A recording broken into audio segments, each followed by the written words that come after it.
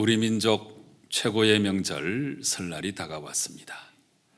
여러분 새해 복 많이 받으시고 또한 복 많이 나누시기를 바랍니다.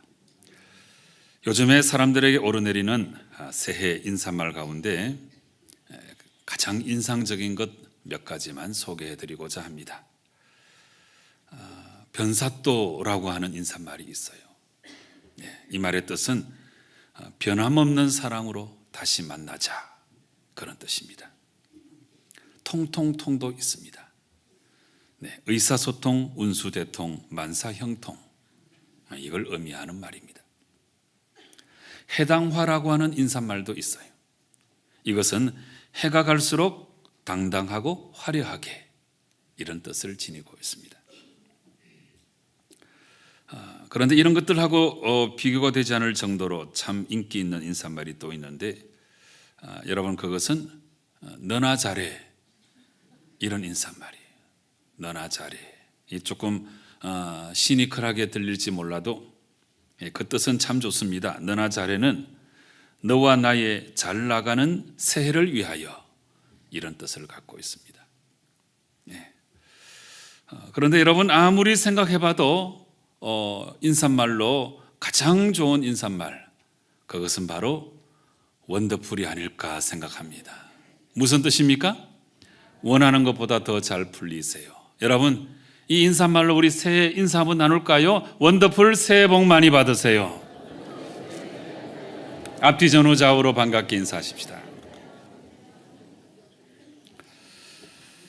이렇게 이번 주간에 우리가 즐겁고 행복한 설 명절을 보내게 되는데, 그런데 이스라엘 민족에게 있어서 최고의 명절은 바로 유월절 절기였습니다. 여러분 하나님의 은혜로 출애굽해서 시내 광야까지 행진한 이스라엘 백성들은 이제 신령한 산 시내산에서 하나님과 계약을 맺고 명실상부한 하나님의 백성이 되었습니다. 너무 급하니까 하나님께서 먼저 출애굽 사건을 통하여 이스라엘 백성들을 구원해 놓으시고, 그 다음에는 크신 편팔과 능력으로 홍해를 건너게 하셨습니다. 그 후로 이스라엘 백성들은 수르 광야, 신광야, 시내 광야를 차례로 거치게 되었는데, 그렇게 각각의 광야를 지나는 동안에 하나님은 구름 기둥과 불 기둥으로 그들을 보호해 주셨습니다. 그리고 애굽에서 갖고 온 양식이 떨어질 즈음에는 하늘에서 만나와 메추라기를 내려주셨고, 목이 마를 때에는 그 광야에서도 생수를 허락해 주셨고, 또 아말렉과 같은 악한 적들이 위협할 때는 은혜로 그들을 다 물리쳐 주셨습니다. 이렇게 급박한 시간들이 지나간 다음에 이제 하나님은 시내 광야에 있는 시내산에 이스라엘 백성들을 불러 모으시고 그들과 더불어 계약을 체결해 주셨습니다. 그러니까 너무 급해서 출애굽 사건을 통해서 홍해를 건너게 하시고 먼저 그렇게 구원해 놓으시고는 이제 이 시내산에, 이 영험한 산, 이 시내산에 이스라엘 백성들을 다 불러 모으시고 하나님께서 계약을 체결해 주신 것입니다. 여러분 이렇게 하나님께서 시내산에서 그들과 더불어 1년 가까이 교제하시면서 계약을 체결해 주신 내용은 우리가 한 서너 가지 정도로 요약해 볼 수 있습니다. 가장 먼저는 하나님께서 이스라엘 백성들에게 율법을 허락해 주셨습니다. 여러분 이 율법이야말로 황홀한 하나님의 은혜라고 말할 수 있고, 그 핵심 개념은 이제 너희들이 하나님의 백성이 되었으니까 하나님의 백성답게 살라고 허락해 주신 계명들이라, 그렇게 이해할 수 있습니다.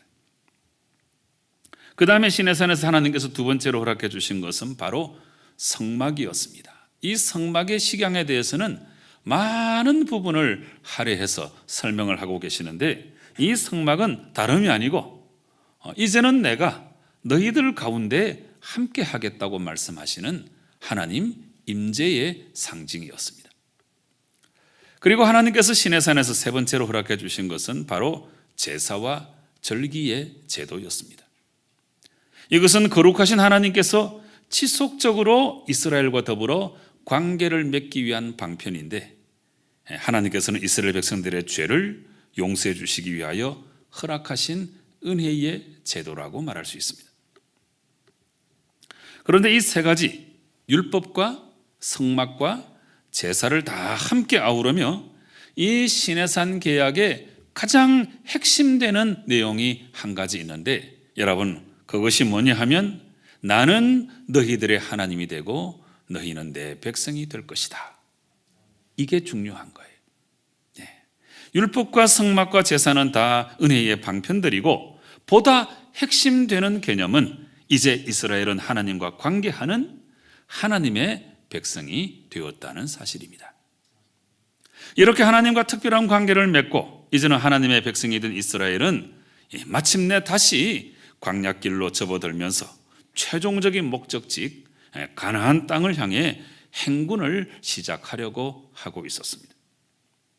오늘 우리가 민수기 말씀을 읽었습니다마는 민수기는 백성 민자 숫자를 써서 백성들의 숫자를 셌다, 그 기록을 말씀해 주고 있는 것인데, 이 민수기에는 백성들의 숫자를 센 것이 두 번 나와 있습니다. 앞부분에 하나 나와 있고 그 다음에 저 뒷부분에 또 숫자를 센 것이 나와 있습니다. 첫째 숫자 센 거하고 둘째 숫자 센 거하고 그 사이에는 40년의 간극이 있는데, 이 40년 동안 광야길 여정에 관한 모든 기록이 바로 이 민수기 말씀인 것입니다. 그래서 이렇게 시내산에서 광야로 출발하기에 앞서서 먼저 숫자를 셌는데, 그 숫자는 60만 3,550명이었습니다. 이 20세 이상으로 전쟁에 나가 싸울 만한 장정들만 숫자를 센 것이니까, 여기에다가 여인들, 어린 아이들까지 다 포함시키면 한 200만 명이나 되는 엄청난 무리였습니다. 어쨌든 이렇게 숫자를 세고 이제 막 출발하려고 하는데, 이때 하나님께서는 모세에게 아주 특별한 명령을 내리셨습니다. 여러분, 오늘 본문 2절과 3절 말씀을 보시기 바랍니다. 이스라엘 자손에게 유월절을 그 정한 기일에 지키게 하라. 그 정한 기일 곧 이달 14째 날 해질 때에 너희는 그것을 지키되 그 모든 율례와 그 모든 규례대로 지킬지니라. 여러분, 이 말씀은 출애굽하고 나서 이제 1년이 지났으니까 너희가 지금 두 번째 유월절을 지키라 하는 명령입니다. 이 하나님의 명령에 따라서 이스라엘 백성들은 막 출발하려고 하다가 그 출발을 잠깐 멈추고 하나님의 규례대로 이 유월절을 지켰다 하는 내용이 오늘 본문의 말씀입니다. 그렇다면 여러분, 유월절이 어떤 절기였기에 하나님은 새롭게 행군을 시작하려고 하는 이 시점에 특별히 이 유월절을 지키라고 명령하셨을까요? 이 이유를 우리가 잘 알아내기 위해서 이제 우리가 1년 전으로 거슬러 올라가 보아야 합니다. 이스라엘은 애굽에서 종살이하면서 큰 고통 중에 있었을 때에 하나님은 그들을 긍휼히 여기시고 그들을 구원해 내시기로 작정하셨습니다. 그래서 모세를 보내서 하나님께서 내 백성을 보내라, 이렇게 그들에게 전하였지만 애굽 왕 바로는 순순히 이 노예 백성 이스라엘을 보내주지 아니하였습니다. 그래서 마침내 하나님은 모세를 통해 10가지의 재앙을 베푸셨는데, 그 재앙은 첫째는 물이 피가 되는 재앙, 둘째는 개구리 재앙, 셋째는 티끌이 이가 되는 재앙이었습니다. 넷째는 파리떼가 가득하게 되는 재앙, 다섯째는 가축들에게 돌림병이 도는 재앙, 여섯째는 악성 종기가 생기는 재앙이었습니다. 그리고 일곱째는 하늘에서 우박이 내리는 재앙, 여덟째는 메뚜기가 땅을 뒤덮는 재앙, 아홉째는 흑암이 온 땅에 임하는 재앙이었습니다. 그러나 이런 재앙이 이어질 때마다 오히려 애굽 왕 바로의 마음은 더욱더 강팍해져 갔고, 마침내 하나님은 마지막 10번째 재앙을 준비하셨습니다. 그 10번째 재앙은 애굽 땅에 있는 모든 처음 난 것은 다 죽어나가는 아주 무시무시한 재앙이었습니다. 그래서 왕이 앉아있는 바로의 장자로부터 맷돌 뒤에 앉아있는 몸종의 장자와 심지어 모든 가축의 처음 난 것까지 다 죽어나가는 무시무시한 재앙이었습니다. 이 재앙을 예고하시면서 하나님은 모세에게 이제 내가 한 가지 재앙을 내릴 것이니까 바로가 너희들을 보낼 수밖에 없을 것이고 너희들은 그러므로 은금 패물을 다 준비하고 떠날 준비를 해라, 이렇게 말씀하셨습니다. 그런데 애굽에 처음 난 것들이 다 죽어나가는 이 무시무시한 재앙이 임할 때에 하나님께서 이스라엘의 장자는 다 보호해 주시기 위해서 한 가지 중요한 방책을 말씀해 주셨습니다. 그것은 너희들이 출발하는 이달 10일에 너희 각자가 어린 양을 잡아야 하는데 각 가족대로 그 식구를 위하여 어린 양을 잡으라 명령하셨습니다. 그 어린 양은 흠없고 1년 된 수컷으로 하되 양이나 염소 중에서 취하고 이달 19날까지 간직하였다가 이 1월 14일 해질 때에 이스라엘 백성들이 각 가정에서 일제히 이 양을 다 잡으라 말씀하셨습니다. 이렇게 양을 잡으라고 말씀하시고 그 다음의 명령이 참 중요한데, 하나님은 그 잡은 어린 양의 피를 집 좌우 문설주와 문 임방에 바르게 명령하셨습니다. 그리고 그 밤에 잡은 고기를 불에 구워서 누룩이 들어가지 않은 무교병과 썬 나물과 함께 먹되 아침까지 남겨두지 말고 아침까지 남은 것은 불사르라 명령하셨습니다. 여기서 발효되지 않은 무교병은 시간이 없는 아주 급박한 상황을 의미하는 것이고, 썬 나물은 이스라엘 백성들이 애굽에서 경험한 그 쓰리선 고통을 의미하는 것입니다. 그리고 이어서 하나님은 그것을 먹을 때에는 허리에 띠를 띠고 신발을 신고 지팡이를 잡고 급히 먹으라고 말씀하셨습니다. 이것도 역시 출애굽의 명령이 언제 떨어질지 아무도 모르는 상황 가운데 이제 준비하고 있으라 하는 하나님의 명령인 것입니다. 그 후에 하나님께서는 지금까지 말씀하신 이 모든 내용들을 다 종합해서 선포하시기를 이것이 여호와의 유월절이니라 이렇게 말씀을 하시고, 그리고 이어서 아주 의미심장한 말씀도 하셨는데 이 말씀은 제가 직접 성경 구절을 읽어드리도록 하겠습니다. 출애굽기 12장 12절부터 14절까지의 말씀입니다.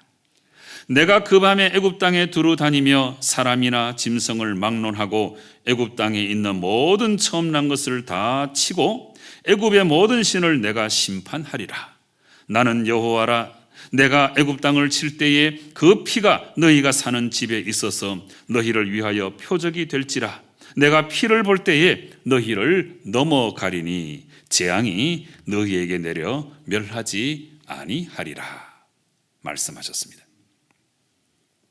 그래서 과연 이 말씀대로 그날 밤에 하나님이 보내신 죽음의 사자가 애굽 전역을 칠 때에 애굽 땅에서 처음 난 것, 곧 왕위에 앉은 바로의 장자로부터 옥에 갇힌 사람의 장자까지와 그리고 가축의 처음 난 것까지 다 죽고 말았습니다. 그러나 여러분, 그날 밤에 죽음의 사자가 애굽 전역을 칠 때에 문 좌우 문설주와 임방에 피를 발라놓은 이스라엘의 집은 이 죽음의 재앙이 내리지 아니하고 그냥 넘어갔습니다. 여러분, 이거는 참으로 놀라운 사건입니다. 이것은 하나님께서 당신의 백성들을 특별하게 대우해 주신 사건이고 일반 백성들과 구분해 주신 아주 중요한 사건입니다. 무엇보다 중요한 것은 하나님은 이스라엘 백성들을 당신의 백성으로 삼으시고 그들을 애굽의 압제하에서 구원해 주시고 그들의 생명을 온전히 보호해 주셨다 하는 것입니다. 그래서 출애굽 과정에서 이렇게 죽음의 재앙이 그냥 넘어갔다고 해서 이 넘을 유자 또 넘을 월자를 써서 이 절기를 유월절 이렇게 부르는 것입니다. 그리고 이것을 영어로 말할 때는 그냥 넘어가서 다 지나갔다고 하는 의미로 패스오버 이렇게 부르는 것입니다. 여러분, 지금까지 살펴본 모든 과정 속에서 하나님의 구원의 사건인 이 출애굽 사건하고 그리고 하나님이 지키라고 명령하신 이 유월절 절기가 아주 밀접한 연관이 있다는 사실을 우리가 대번에 알 수 있습니다. 다시 말하면 출애굽은 유월절로부터 시작되고 있는 사건이고, 그래서 유월절은 출애굽 사건의 출발점이고 출애굽의 가장 중요한 의미를 내포하고 있는 절기다 하는 것입니다. 여러분, 이렇게 유월절이 처음 시작된 그 과정을 살펴보니까 이스라엘 민족에게 있어서 이 유월절이 얼마나 중요한가 하는 것을 우리가 대번에 알 수 있습니다. 그러니까 한마디로 유월절은 이스라엘이 구원받은 것을 기념하는 절기입니다. 하나님께서 우리를 종되었던 땅에서 해방시켜 주신 그날을 기념하는 절기입니다. 모든 사람이 다 죽는 상황 가운데서도 하나님이 우리를 살려주신 것을 기억하는 절기입니다.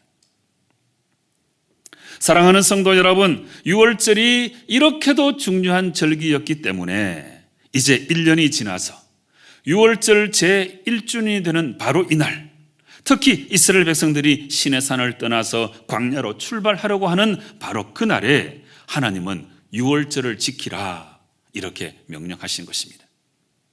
모든 이스라엘 백성들은 다 이 유월절을 지키고 그 다음에 시체를 만져서 부정한 사람이라든지 여행 중에 있는 사람이라든지 이런 사람들은 어떻게 하면 좋습니까? 질문하였을 때 하나님 말씀하시기를 둘째 달 14일, 그러니까 한 달 뒤에 이 유월절을 지키라 말씀하시고, 누구든지 이스라엘 백성들 가운데 이 유월절을 지키지 아니하는 자는 이 백성 중에서 끊쳐질 것이다, 이렇게까지 말씀하셨어요.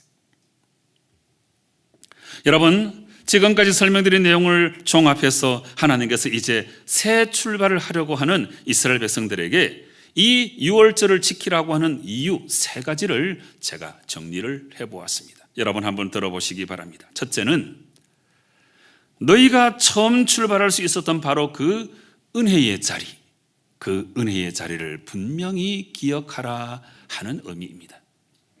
그렇습니다. 여러분, 유월절은 은혜의 절기예요. 애굽에서 종살이하며 고통 가운데 비참한 삶을 살아가는 이스라엘 백성들에게 하나님께서는 무조건적인 은혜를 베풀어 주셨습니다. 둘째는 내가 바로 너희들의 생명의 주인이고 앞으로도 너희의 생명은 내가 보호해 줄 것이다 하는 의미입니다. 그렇습니다. 여러분, 유월절은 생명의 절기입니다. 모든 존재가 다 죽어나갈 수밖에 없는 상황 가운데서 하나님께서는 이스라엘 백성들의 생명을 살려주신 것입니다. 셋째는 너희는 내 백성이며 내가 앞으로도 너희들과 영원토록 함께 할 것임을 분명히 기억하라 하는 절기입니다. 그렇습니다. 여러분, 유월절은 관계의 절기예요. 하나님은 출애굽과 시내산에서 계속해서 나는 너희들의 하나님이 되고 너희는 내 백성이 될 것이다, 이 말씀을 해주셨습니다. 그래서 여러분, 이렇게 유월절은 은혜의 절기, 유월절은 생명의 절기, 유월절은 관계의 절기가 되는 너무나 중요한 절기인 것입니다. 여러분, 내일 모레 화요일이 우리 민족 최고의 명절 설날입니다. 기쁘시죠? 네. 설날은 음력으로 1월 1일, 그러니까 새해의 첫날이라고 할 수 있습니다. 그리고 바로 내일 월요일도 아주 중요한 의미를 지니고 있는 날인데 무슨 날인 줄 아십니까? 내일이 바로 입춘입니다. 입춘. 그러므로 이번 주간은 여러 가지 면에서 우리가 새롭게 출발할 수 있는 귀한 계절이라고 말할 수 있습니다. 여러분, 일단은 긴 연휴 기간이니까 얼마나 좋습니까? 그래서 정말 기쁘고 즐거운 설 명절을 꼭 보내시기 바라고요. 그러나 또 한편 그냥 마냥 즐기기만 바쁜 명절이 되지 마시고 영적으로 아름답게 새롭게 출발하시는 그런 명절이 되시면 참 좋겠습니다. 그래서 연초에 우리가 계획한 바를 이 구정 새해 첫날에 다시 한번 깊이 결심하시고, 긴 겨울이 끝나고 새봄으로 들어가는 입춘이니까 하나님 앞에서 다시 한번 결심하시고, 그래서 이제 이 새로운 결심으로 말미암아 1년 내내 아름답게 살아가시는 성도 여러분 되시면 참 좋겠습니다. 바로 이런 의미에서 오늘 저는 여러분들에게 육적인 명절뿐만 아니고 영적인 명절로 잘 보내시라고 이 유월절에 대한 설명을 여러분에게 해드린 것입니다. 여러분, 앞서서 말씀드린 대로 유월절은 영적으로 3가지의 중요한 의미를 지니고 있습니다. 이것을 음력으로 새해 첫날을 맞이하고 또 입춘을 통하여 새봄으로 들어서는 우리에게 잘 적용시켜 보아야 하는 것입니다. 첫째로, 6월절은 우리가 처음 출발할 수 있었던 그 자리가 바로 은혜의 자리였음을 분명히 깨닫게 해주고 있습니다. 여러분, 하나님의 은혜가 아니면 우리는 살아갈 수가 없는 존재입니다. 하나님의 은혜가 아니면 우리는 마른 막대기, 버러지만도 못한 존재가 될 수밖에 없습니다. 그러므로 하나님의 이 은혜를 사모하시기 바랍니다. 은혜 때문에 우리가 사는 것입니다. 은혜 때문에 서는 거예요. 은혜 때문에 이것도 하고 저것도 할 수 있는 것입니다.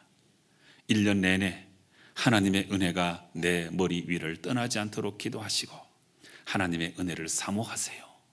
하나님은 은혜를 사모하는 자에게 은혜를 분명히 허락해 주실 줄로 믿으시기 바랍니다. 둘째로 6월절은 하나님이 바로 우리의 생명의 주인이시고 우리 생명의 보호자가 되심을 확실히 알려주고 있습니다. 그렇습니다. 여러분, 생명은 하나님께로부터 왔습니다. 그래서 우리 하나님은 우리 모든 생명의 주인이십니다. 그리고 하나님은 이 주신 생명을 더욱더 풍성하게 하시는 분이십니다. 여러분, 생각해 보시기 바랍니다. 우리의 삶 속에 생명만큼 소중한 것이 어디 있겠습니까? 무엇이든지 다 우리가 살고 난 다음에 의미가 있는 것이 아니겠습니까? 그렇다면 우리의 생명의 주인 되시는 하나님을 우리가 정말 잘 믿고 그 하나님의 뜻대로 행하여서 우리가 생명의 삶을 살아가야 하지 않겠습니까? 여러분, 올 한 해 새해에는 여러분 정말 죽음의 길을 벗어나서 생명의 길로 걸어가시면 좋겠습니다. 그런데 죽음의 길을 걸어가고 있으면서도 생명을 얻기를 바라는 어리석은 사람들이 참 많이 있습니다. 생명의 삶을 살아가려고 하면 생명의 길을 걸어가야 되는 거예요. 이 길은 우리가 예수님 잘 믿고 그 뜻대로 행하여서 생명의 길을 걸어가는 그 길밖에는 없는 것입니다. 새해 여러분의 모든 삶이 생명의 길이 될 수 있기를 간절히 바랍니다. 셋째로 6월절은 하나님은 우리 하나님이시고 우리는 하나님과 관계해야 사는 백성임을 잘 알려주고 있습니다. 그렇습니다. 여러분, 하나님은 우리의 창조주이시고 우리는 그분의 피조물이기 때문에 우리는 반드시 하나님과 관계하며 살아야 하는 것입니다. 그러니까 물고기가 물을 떠나서 살 수 있을지언정 우리는 하나님을 떠나서는 살 수가 없다는 사실을 기억해야 합니다. 여러분, 우리 육신의 부모와 자녀의 관계만 해도 이 관계는 결코 청산할 수 없는 관계이잖아요. 부부가 제일 가까운 관계라고 영촌이라고 그렇게 말하지만 그런데 이 부부는 또 사실 헤어지면 남이 되는 거예요. 그렇지만 부모와 자녀 관계는 이거는 청산할 수 없는 관계입니다. 한 번 부모이면 영원한 부모이고 한 번 자녀이면 영원한 자녀인 거예요. 그래서 여러분, 이것은 하나님과 우리 사이에도 마찬가지입니다. 하나님은 우리의 창조주이시고 우리는 그분의 피조물입니다. 이 관계는 영원히 가는 거예요.